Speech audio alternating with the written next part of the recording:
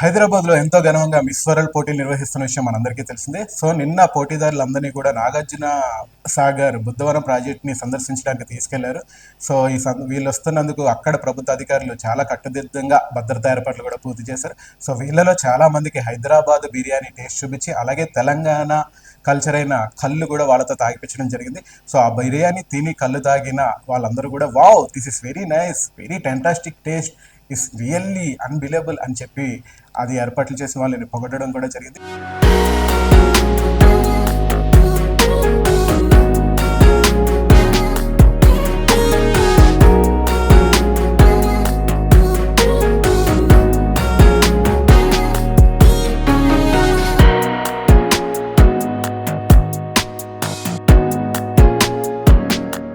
So వీళ్ళందరూ కూడా చాలా హ్యాపీగా ఫీల్ అయ్యారు. సో ఈ వీడియో గురించి మీరేమనుకుంటారో కామెంట్ రూపంలో తెలియచేయండి.